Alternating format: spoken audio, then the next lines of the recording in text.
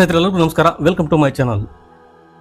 Tariff ಅಂತ ಭಾರತದ ವಿರುದ್ಧ ಬೆಂಕಿ ಕಾರ್ತಿರುವ ಅಮೆರಿಕದ ಅಧ್ಯಕ್ಷ ಡೊನಾಲ್ಡ್ ಟ್ರಂಪ್ ಈಗ ಭಾರತೀಯರಿಗೆ ಮತ್ತೊಂದು ದೊಡ್ಡ ಶಾಕ್ ಅನ್ನ ಕೊಟ್ಟಿದ್ದಾರೆ.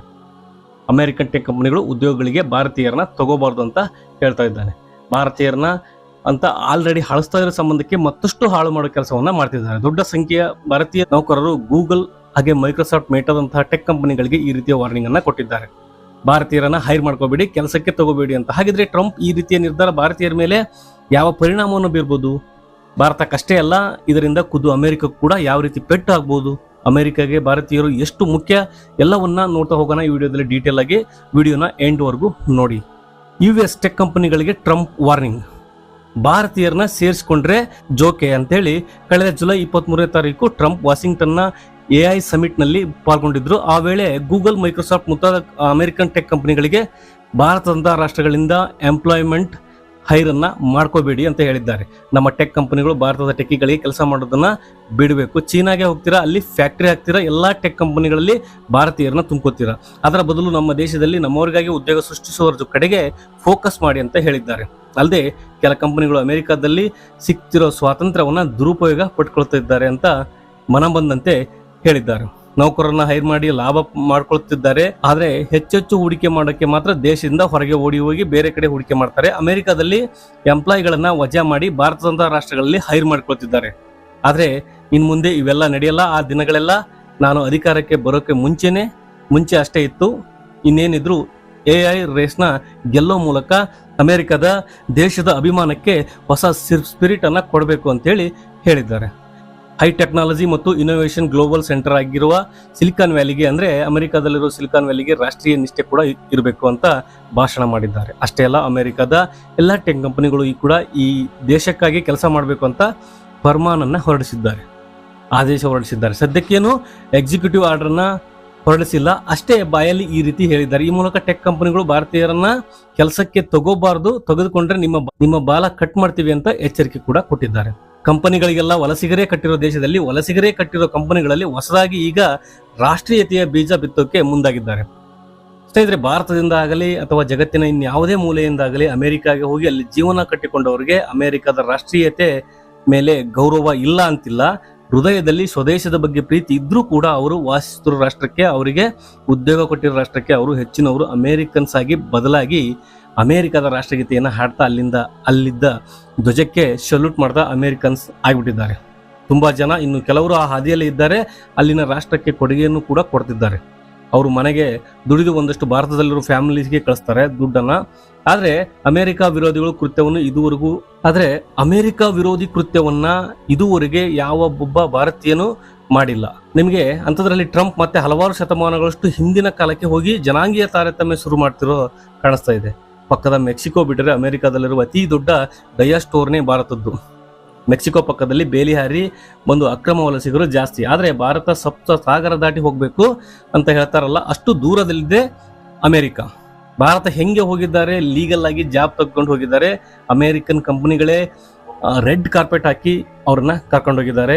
ದೊಡ್ಡ ಪ್ರಮಾಣದಲ್ಲಿ ಅಲ್ಲಿ ಹೋಗಿ ಓದಿ ಆಮೇಲೆ ಅಲ್ಲೇ ಜಾಬ್ ತೆಗೆದುಕೊಂಡವ್ರು ಕೂಡ ಇದ್ದಾರೆ. 2022ರ ಅಂಕಿಅಂಶಗಳ ಪ್ರಕಾರ 28 ಲಕ್ಷಕ್ಕೂ ಅಧಿಕ ಭಾರತೀಯ ಮೂಲದವರು ಅಲ್ಲಿದ್ದಾರೆ ಅಂತ ದೇಶದ ಜನರಿಗೆ ಉದ್ಯೋಗ ಕೊಡಬೇಡಿ ಅಂತ ಟ್ರಂಪ್ ಕರೆ ಕೊಟ್ಟಿದ್ದಾರೆ. ಕೇವಲ ಭಾಷಣದಲ್ಲಿ ಮಾತ್ರ ಅಲ್ಲ, ವೀಸಾ ಮೂಲಕನೂ ಭಾರತೀಯರನ್ನ ಗೇಟ್ನಲ್ಲೇ ತಡೆಯೋಕೆ ಟ್ರಂಪ್ ಮುಂದಾಗಿದ್ದಾರೆ. ಸ್ನೇಹಿತರೆ, ಅದು ಹೇಗೆ ಅಂತ ಈ ವಿಡಿಯೋದಲ್ಲಿ ಡೀಟೇಲ್ ಆಗಿ ನೋಡೋಣ. ವೀಸಾದಲ್ಲೂ ನಿರ್ಬಂಧ. ಸ್ನೇಹಿತರೆ, ಡೊನಾಲ್ಡ್ ಟ್ರಂಪ್ ವೀಸಾ ಮೂಲಕ ಕೂಡ ಭಾರತೀಯರ ಮೇಲೆ ನಿರ್ಬಂಧ ಹಾಕಿದ್ದಾರೆ. ಅಧಿಕಾರಕ್ಕೆ ಬಂದ ಮೇಲೆ ಟ್ರಂಪ್ ಕಟ್ಟುನಿಟ್ಟಾದ ವೀಸಾ ಪಾಲಿಸಿಯನ್ನ ತಂದಿರೋದ್ರಿಂದ ಈಗ ಆಲ್ರೆಡಿ ಭಾರತದ ಸ್ಕಿಲ್ಡ್ ವರ್ಕರ್ಗಳಿಗೆ ಹೆಚ್ಚು ವೀಸಾ ಪಡೆಯೋದು ಹಾಗೆ ರಿನ್ಯೂವಲ್ ಮಾಡೋದೆಲ್ಲ ಕಷ್ಟ ಆಗ್ತಿದೆ. ಡಿಗ್ನಿಟಿ ಆಕ್ಟ್ ಅಂತೇನೋ ತರಕ್ಕೆ ಹೊರಟಿದ್ದಾರೆ. ಎಲ್ಲಾ ಜಾಸ್ತಿ ಮಾಡಿದ್ರೆ ಲಿಮಿಟ್ಸ್ ಇಲ್ಲ ಅಂತಾನೆ ಹೇಳ್ತಿದ್ದಾರೆ. ಬಟ್ ಇನ್ನೂ ಬಂದಿಲ್ಲ ಅದು. ಬಟ್ ಸದ್ಯಕ್ಕೆ ಕಷ್ಟ ಆಗ್ತಿದೆ. ಅಷ್ಟು ಮಾತ್ರ ಅಲ್ಲ, ರಿಜೆಕ್ಟ್ ಆಗ್ತಿರೋ ವೀಸಾ ಅಪ್ಲಿಕೇಶನ್ಗಳಿಗೆ ಲೆಕ್ಕನೇ ಇಲ್ಲ. ಭಾರತೀಯರು ಅನಿವಾರ್ಯವಾಗಿ ಅಮೆರಿಕ ಬಿಟ್ಟು ಬೇರೆ ರಾಷ್ಟ್ರಗಳಿಗೆ ವಲಸೆ ಹೋಗೋ ಪರಿಸ್ಥಿತಿ ಬಂದಿದೆ. ತುಂಬಾ ಜನಕ್ಕೆ ಅಮೆರಿಕದ ಟೆಕ್ ಇಂಜಿನ್ ಭಾರತ. ಹೌದು ಸ್ನೇಹಿತರೆ, ಈಗ ಆಗಲೇ ಹೇಳಿದ ಹಾಗೆ ನಾವು ಅಮೆರಿಕದಲ್ಲಿರುವ ಅತಿ ದೊಡ್ಡ ಡಯಾಸ್ಪೋರ್ ಭಾರತದ್ದು. ಅಮೆರಿಕದ ಟೆಕ್ ಕಂಪನಿಗಳ ಗ್ಲೋಬಲ್ ಆಪರೇಷನ್ ಅಲ್ಲಿ ಭಾರತ ಪ್ರಮುಖ ಪಾತ್ರವನ್ನು ನಿಭಾಯಿಸುತ್ತೆ. ದಶಕಗಳಿಂದ ನಮ್ಮ ಬೆಂಗಳೂರು ಹಾಗೂ ಹೈದರಾಬಾದ್ ಸಿಟಿಗಳಲ್ಲಿ ಅಮೆರಿಕನ್ ಕಂಪನಿಗಳು ಇಂಜಿನಿಯರಿಂಗ್ ಹಬ್ಗಳನ್ನ ನಿರ್ಮಿಸಿವೆ. ನಿರಂತರವಾಗಿ ಸಾಫ್ಟ್ವೇರ್ ಡೆವಲಪ್ಮೆಂಟ್, ಕ್ಲೌಡ್ ಸಪೋರ್ಟ್ ಮತ್ತು ಡೇಟಾ ಆಪರೇಷನ್ ಪ್ರಾಜೆಕ್ಟ್ಗಳ ಹೊರಗುತ್ತಿಗೆಯನ್ನು ಕೂಡ ಭಾರತೀಯ ಕಂಪನಿಗಳಿಗೆ ಕೊಡ್ತಾ ಬರ್ತವೆ. ಅದಕ್ಕೆ ತಕ್ಕಂತೆ ಭಾರತೀಯರಿಗೆ ಸಂಬಳ ಕೂಡ ಕೊಡುತ್ತೆ. ಸದ್ಯ ಜಗತ್ತಿನ ಟಾಪ್ ಕಂಪನಿಗಳು ಅಂತ ಕರೆಸಿಕೊಳ್ಳುವ ಅಮೆರಿಕದ ಗೂಗಲ್, ಮೈಕ್ರೋಸಾಫ್ಟ್ನ ಸಿಇಒಗಳು ಭಾರತ ಮೂಲದವರು. ಇಲ್ಲಿ ವಿದ್ಯಾಭ್ಯಾಸ ಮಾಡಿ ಹೋದವರು ಅಮೆರಿಕವನ್ನ ಎತ್ತಿ ನಿಲ್ಲಿಸುವುದರಲ್ಲಿ ಅವರ ಕೊಡುಗೆ ಅಪಾರವಾಗಿದೆ. ಸುಂದರ್ ಪಿಚೈ 2015ರಿಂದ ಇದುವರೆಗೂ ಗೂಗಲ್ನ ಸಿಇಒ ಆಗಿ ಕೆಲಸ ಮಾಡ್ತಿದ್ದಾರೆ. ಮೈಕ್ರೋಸಾಫ್ಟ್ನ ಸಿಇಒ ಆಗಿ 2014ರಿಂದಲೂ ಸತ್ಯ ನಡೆಲ್ಲಾ ವರ್ಕ್ ಮಾಡ್ತಿದ್ದಾರೆ. ಹಾಗೆ IBMನ ಕಾರ್ಯನಿರ್ವಾಹಕ ಅಧಿಕಾರಿಯಾಗಿ Arvind Krishna, Adobe Inc CEO ಆಗಿ ಶಾಂತನು ನಾರಾಯಣ್, ಕ್ಲೌಡ್ ಚೀಫ್ ಆಗಿ ಎಕ್ಸಿಕ್ಯೂಟಿವ್ ಆಫೀಸರ್ ಆಗಿ ಕೂಡ ಥಾಮಸ್ ಕುರಿಯನ್. ಹೀಗೆ ಹೇಳ್ತಾ ಹೋದ್ರೆ ದೊಡ್ಡ ಪಟ್ಟಿನೇ ಸಿಗುತ್ತೆ. ಭಾರತೀಯರದು ಅಮೆರಿಕವನ್ನ ಕಟ್ತಾ ಇರೋರಲ್ಲಿ, ಅಲ್ಲಿ ಲೀಡರ್ಶಿಪ್ ರೋಲ್ ನಿಭಾಯಿಸಿರೋರಲ್ಲಿ ಅಮೆರಿಕದ ಟಾಪ್ ಟೆಕ್ ಕಂಪನಿಗಳಲ್ಲಿ ದೇಶದ 5% ಉದ್ಯೋಗ ಭಾರತೀಯರಿಗೆ ಸಿಕ್ಕಿದೆ. ಸ್ನೇಹಿತರೆ, ಅಮೆರಿಕದಲ್ಲಿ ಪ್ರತಿ ವರ್ಷ 15ರಿಂದ 30 ಲಕ್ಷ ಉದ್ಯೋಗ ಸೃಷ್ಟಿಯಾಗ್ತವೆ. ಅದರಲ್ಲಿ 2ರಿಂದ 5% ಉದ್ಯೋಗ ಭಾರತೀಯರೇ ತಗೊಳ್ತಿದ್ದಾರೆ. ಅಂದ್ರೆ 50,000ದಿಂದ ಆಲ್ಮೋಸ್ಟ್ 1.5 ಲಕ್ಷ ಭಾರತೀಯರಿಗೆ ಪ್ರತಿ ವರ್ಷ ಅಮೆರಿಕದಲ್ಲಿ ಜಾಬ್ ಸಿಗ್ತಾ ಇದೆ. ಇದರಲ್ಲಿ ಹೆಚ್ಚಿನವರು ಅಮೆರಿಕದಲ್ಲೇ ಓದಿರ್ತಾರೆ. ಅವರಿಗೆ ಇಂಗ್ಲಿಷ್ ಕಮ್ಯುನಿಕೇಶನ್ ಜೊತೆ ಅಲ್ಲಿನ ಟೆಕ್ ಕಂಪನಿಗಳಿಗೆ ಬೇಕಾದ ಸಾಫ್ಟ್ವೇರ್ ಸ್ಕಿಲ್ ಕೂಡ ಇರುತ್ತೆ. ಹೀಗಾಗಿ ಅಲ್ಲಿ ಉದ್ಯೋಗ ಸೃಷ್ಟಿ ಆಗ್ತಲ್ಲ, ಅದರಲ್ಲೂ ಕೂಡ ಹೈಲಿ ಸ್ಕಿಲ್ಡ್ ಜಾಬ್ಸ್ ಏನಿದಾವೆ ಅಲ್ಲಿ ಸಮಸ್ಯೆ ಆಗದೆ ಇರೋ ತರ ಎಲ್ಲಪ್ಪ ಹುಡುಕೋದು ಅನ್ನೋ ಆತಂಕ ಇಲ್ಲದೆ ಭಾರತೀಯರು ತುಂಬ್ತಾ ಇದ್ದಾರೆ. ಸಾಮಾನ್ಯವಾಗಿ ಡಿಗ್ರಿ ಮಾಡಿದ ನಂತರ ಆಪ್ಷನಲ್ ಪ್ರಾಕ್ಟಿಕಲ್ ಟ್ರೈನಿಂಗ್ ಅಥವಾ OPT ಸ್ಟೇಟಸ್ ಪಡ್ಕೊಂಡು ಅಲ್ಲೇ ಉಳ್ಕೊಳ್ತಾರೆ. ಈ ಅವಧಿಯಲ್ಲಿ ಜಾಬ್ ಪಡ್ಕೊಂಡು ತಮ್ಮ ಸ್ಟೂಡೆಂಟ್ ವೀಸಾವನ್ನ HOB ವೀಸಾಗೆ ಕನ್ವರ್ಟ್ ಮಾಡ್ಕೊಳ್ತಾರೆ. ಯಾಕಂದ್ರೆ ಇದೊಂದು ವರ್ಕಿಂಗ್ ವೀಸಾ. ಆಗಲೇ ಹೇಳಿದ ಹಾಗೆ ಭಾರತಕ್ಕಿಂತಲೂ ಅಲ್ಲಿ ಅವರಿಗೆ ಜಾಸ್ತಿ ಸಂಬಳ ಸಿಗುತ್ತೆ. ಗಂಟೆಗೆ $22ರಿಂದ $23 ಎವರೇಜ್ ಸಂಬಳ ಸಿಗುತ್ತೆ. ನಿಮಗೆ ಗೊತ್ತಿರಬಹುದು, HOB ವೀಸಾ ಪ್ರೋಗ್ರಾಮ್ ಅಂದ್ರೆ ಬೇರೆ ದೇಶಗಳ ಸ್ಕಿಲ್ಡ್ ವರ್ಕರ್ಸ್ ನ ಅಮೆರಿಕಕ್ಕೆ ಸೇರಿಸಿಕೊಳ್ಳೋ ಪ್ರೋಗ್ರಾಮ್. ಈ ವೀಸಾ ನೇರವಾಗಿ ವಿದೇಶಿಗರಿಗೆ ಕೊಡಲ್ಲ, ಬದಲಿಗೆ ಅವರನ್ನು ನೇಮಿಸಿಕೊಳ್ಳೋ ಕಂಪನಿಗಳಿಗೆ ಅಲರ್ಟ್ ಮಾಡಲಾಗುತ್ತೆ. ಪ್ರತಿ ವರ್ಷ ಅಮೆರಿಕ ಸರ್ಕಾರ ಈ ರೀತಿ 65,000 ವೀಸಾವನ್ನ ಕೊಡುತ್ತೆ. ಅಲ್ಲದೆ ಅಮೆರಿಕದಲ್ಲಿ ಮಾಸ್ಟರ್ ಮಾಡಿರೋ 20,000 ವಿದೇಶಿಗರಿಗೂ ಕೂಡ ಈ ವೀಸಾವನ್ನ ಕೊಡಲಾಗುತ್ತೆ. ಈಗಲೂ ಈ HOB ವೀಸಾ ಯೋಜನೆಯಲ್ಲಿ ಅತಿ ಹೆಚ್ಚು ಭಾರತೀಯರೇ ಡಾಮಿನೇಟ್ ಮಾಡ್ತಿದ್ದಾರೆ. ಅಮೆರಿಕದ ಕಂಪನಿಗಳಿಗೆ ಬೇಕಾದ ಈ ಟ್ಯಾಲೆಂಟ್ಗಳು ಭಾರತದಲ್ಲಿ ತುಂಬಾ ಇರೋದ್ರಿಂದ ಭಾರತೀಯರು ತಮ್ಮ ಸಾಮರ್ಥ್ಯದ ಮೂಲಕ ಆ ಜಾಬ್ಸ್ ಅನ್ನ ಪಡ್ಕೊಳ್ತಿದ್ದಾರೆ. ಟ್ಯಾಲೆಂಟ್ ಇದ್ರೆ ತಾನೇ ಕೊಡೋದು, ಸುಮ್ಮನೆ ಯಾರಿಗೆ ಕೊಡ್ತಾರೆ? ಅಮೆರಿಕ ಕಂಪನಿಗಳು 2024ರಲ್ಲಿ 74% ಭಾರತೀಯರೇ ಈ ವೀಸಾಗೆ ಅಪ್ರೂವಲ್ ಪಡ್ಕೊಂಡಿದ್ರು. ಇದೇ ಕಾರಣಕ್ಕೆ ಟ್ರಂಪ್ ಅಧಿಕಾರಕ್ಕೆ ಬರ್ತಿದ್ದಂತೆ ಪದೇ ಇದೇ ವಿಚಾರವನ್ನ ಸ್ಟ್ರೆಸ್ ಮಾಡಿ ಹೇಳ್ತಿದ್ದಾರೆ. ಖುದ್ದು ಅವರ ಕಂಪನಿಗಳೇ ಈ ವೀಸಾ ಬಳಸಿ ವಿದೇಶಿಯರನ್ನ ಹೈರ್ ಮಾಡ್ತಿರೋ ಟೈಮಲ್ಲಿ ಮತ್ತೆ ಭಾರತೀಯರನ್ನ ಹೈರ್ ಮಾಡ್ಕೋಬೇಡಿ ಅಂತ ಹೇಳಿ ಟೆಕ್ ಕಂಪನಿಗಳಿಗೆ ಹೆದರ್ಸ್ತಾ ಇದ್ದಾರೆ. ಭಾರತೀಯರ ಮೇಲೆ ಟ್ರಂಪ್ ನೀತಿ ಪರಿಣಾಮ ಅಮೆರಿಕದ ಕಂಪನಿಗಳಲ್ಲಿ ಕೆಲಸ ಮಾಡ್ತಿರೋರಿಗೆ ಜಾಬ್ ಇನ್ಸೆಕ್ಯೂರಿಟಿ ಕಾಡ್ತಾ ಇದೆ. ಯಾವಾಗ ಏನ್ ಕಿರಿ ಮಾಡ್ತಾನೋ ಈ ಟ್ರಂಪ್ ಅಂತೇಳಿ ಯೋಚನೆ ಮಾಡೋ ರೀತಿಯಾಗಿದೆ. ಟ್ರಂಪ್ ಬಂದ ಮೇಲೆ ಜೊತೆಗೆ ಹೊಸದಾಗಿ ಅಮೆರಿಕದಲ್ಲಿ ಜಾಬ್ ಪಡ್ಕೊಂಡು ಅಲ್ಲಿ ಕೆರಿಯರ್ ಕಟ್ಕೋಬೇಕು ಅನ್ನೋರು ಆತಂಕದಿಂದ ನೋಡೋ ರೀತಿಯಾಗಿದೆ.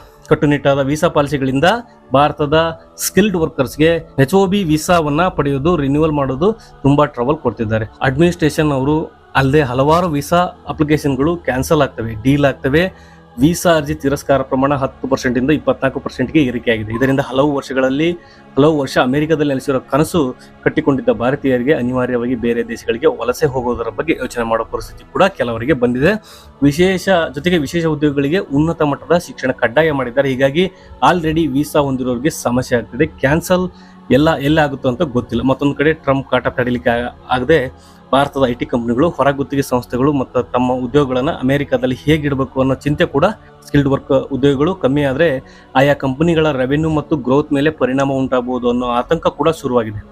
ಟ್ರಂಪ್ ನಿಲುವಿಗೆ ಕಾರಣ ಸ್ನೇಹಿತರೆ, ಅಮೆರಿಕದ ಟೆಕ್ ಕ್ಷೇತ್ರಕ್ಕೆ ಭಾರತೀಯರು ಇಷ್ಟೆಲ್ಲ ಕೊಡುಗೆ ಕೊಡ್ತಾ ಇದ್ರು ಕೂಡ ಹೆಚ್ಚಿನ ಭಾರತೀಯರನ್ನ ಹೈರ್ ಮಾಡಬೇಡಿ ಅಂತ ಟ್ರಂಪ್ ಹೇಳ್ತಿರೋದು ಕಾರಣ ಏನ್ ಗೊತ್ತಾ? ಅಮೆರಿಕ ಫಸ್ಟ್ ಅನ್ನೋ ನೀತಿ.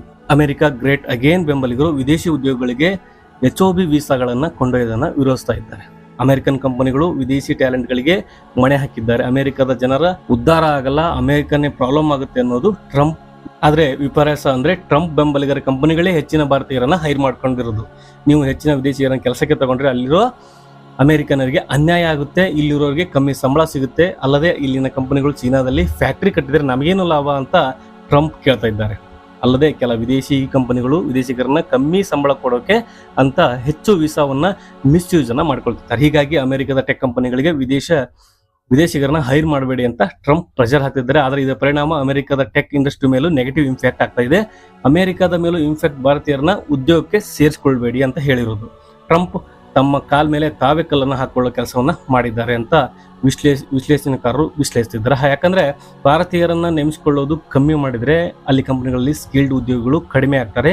ಇದರಿಂದ ಕಂಪನಿಗಳ ರೆವೆನ್ಯೂ ಹಾಗೂ ಗ್ರೋತ್ ಮೇಲೆ ಪರಿಣಾಮ ಖಂಡಿತ ಉಂಟಾಗುತ್ತೆ. ಹೈ ಟೆಕ್ನಾಲಜಿ ಮತ್ತು ಇನೋವೇಷನ್ ಗ್ಲೋಬಲ್ ಸೆಂಟರ್ ಆಗಿರೋ ಅಮೆರಿಕದ ಸಿಲಿಕಾನ್ ವ್ಯಾಲಿಯಲ್ಲಿ ಅನೇಕ ಕಂಪನಿಗಳಿಗೆ ಸ್ಕಿಲ್ಡ್ ವರ್ಕರ್ ಹುಡುಕೋದು ಕಷ್ಟ ಆಗುತ್ತೆ. ಜೊತೆಗೆ ಕಂಪನಿಗಳೊಂದಿಗೆ ಪ್ರಮುಖ ರೋಲ್ಗಳ ನೇಮಕಾತಿ ಕೂಡ ಟಫ್ ಆಗುತ್ತೆ. HOB ವೀಸಾದಡಿ ಅಮೆರಿಕೆಗೆ ಅತ್ಯಂತ ಕಮ್ಮಿ ಖರ್ಚಿನಲ್ಲಿ ಹೈ ಲೆವೆಲ್ ಟ್ಯಾಲೆಂಟ್ ಸಿಗದೆ ಹೋದ್ರೆ ಅಮೆರಿಕದಲ್ಲೇ ಹೈರ್ ಮಾಡ್ಕೋಬೇಕು ಅಂತ ಹೇಳಿದ್ರೆ ಜಾಸ್ತಿ ಖರ್ಚು ಮಾಡಬೇಕಾಗುತ್ತೆ, ಜಾಸ್ತಿ ಪೇಮೆಂಟ್ ಕೊಡಬೇಕಾಗುತ್ತೆ. ಟ್ಯಾಲೆಂಟೆಡ್ ವರ್ಕ್ ಫೋರ್ಸ್ ಕಮ್ಮಿ ಖರ್ಚಲ್ಲಿ ಸಿಗದ ಕಾರಣ ಕಂಪನಿಗಳು ಇನೋವೇಷನ್ ಕೂಡ ಸ್ಲೋ ಆಗುತ್ತೆ. ಅಮೆರಿಕ ಏನಕ್ಕೆ ಇಷ್ಟು ಸೂಪರ್ ಪವರ್ ಆಗಿದೆ ಟೆಕ್ನಾಲಜಿ ಕಾರಣಗಳಿಂದ ಮೇನ್ಲಿ ಇವಾಗ ಅಲ್ಲೇ ಅವರು ಹಿನ್ನಡೆಯನ್ನ ಅನುಭವಿಸ್ತಾ ಇದ್ದಾರೆ ಅಂತ ಬ್ರೋಕಿಂಗ್ ಇನ್ಸ್ಟಿಟ್ಯೂಷನ್ ಸ್ಟಡಿ ರಿಪೋರ್ಟ್ ನಲ್ಲಿ ಕೂಡ ರಿಲೀಸ್ ಮಾಡಿದೆ. ಅಂದ್ರೆ ಅಮೆರಿಕದ ವಲಸೆ ನೀತಿಯಿಂದ ಅಲ್ಲಿನ ಕಂಪನಿಯ ಟ್ಯಾಲೆಂಟ್ಗಳು ಕೆನಡಾ, ಯುರೋಪ್, ಆಸ್ಟ್ರೇಲಿಯಾ ಕಡೆಗೆ ಹೋಗಬಹುದು. ಇದರಿಂದ ಅಮೆರಿಕ ಕಂಪನಿಗಳು ಗ್ಲೋಬಲ್ ಕಾಂಪಿಟೇಷನ್ ರಿಸ್ಕ್ಗೆ ಒಳಗಾಗಬಹುದು. ಈ ಎಲ್ಲಾ ಬೆಳವಣಿಗೆಗಳ ಬಗ್ಗೆ ಸ್ನೇಹಿತರೆ ನಿಮ್ಗೆ ಏನ್ ಅನ್ಸುತ್ತೆ ದಯವಿಟ್ಟು ಕಮೆಂಟ್ ಬಾಕ್ಸ್ ಅಲ್ಲಿ ಕಮೆಂಟ್ ಮಾಡಿ ತಿಳಿಸಿ ಅಂತ ಹೇಳ್ತಾ ನೆಕ್ಸ್ಟ್ ವಿಡಿಯೋದಲ್ಲಿ ಮತ್ತೊಂದಷ್ಟು ಮಾಹಿತಿಯೊಂದಿಗೆ ಮತ್ತೆ ಬರ್ತೀನಿ. ಅಲ್ಲಿವರೆಗೂ ಜೈ ಹಿಂದ್, ಜೈ ಭಾರತ್, ವಂದೇ ಮಾತರಂ.